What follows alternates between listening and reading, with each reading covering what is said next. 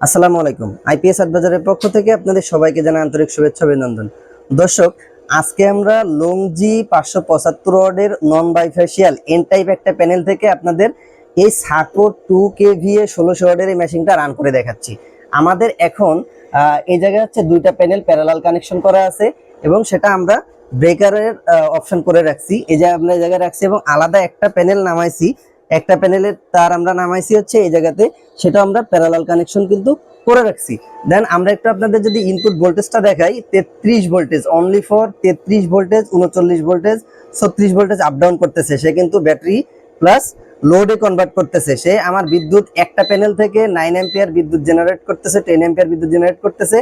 এবং আমার কিন্তু 300 ওয়াটের 575 ওয়াটের প্যানেলে 300 ওয়াটের উপরে বিদ্যুৎ জেনারেট করতেছে। যারা আপনাদেরকে বলে থাকে একটা 500 ওয়াটের প্যানেল থেকে 100% বিদ্যুৎ জেনারেট হয়, এরা হচ্ছে রং, ফলস। অবশ্যই আপনারা দেখে নেবেন। আমাদের এই জায়গায় মোটর চলতেছে, আমাদের লোড ক্যাপাসিটি আছে অলরেডি 1000-এর উপরে।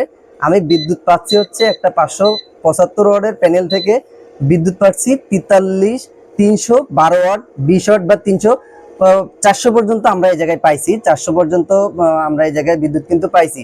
যারা আপনাদেরকে বলে থাকে 100% প্যানেল থেকে বিদ্যুৎ জেনারেট হয়, তারা রং, তারা ফলস। আসসালামু আলাইকুম রহমতুল্লাহি ওয়া বারাকাতুহু।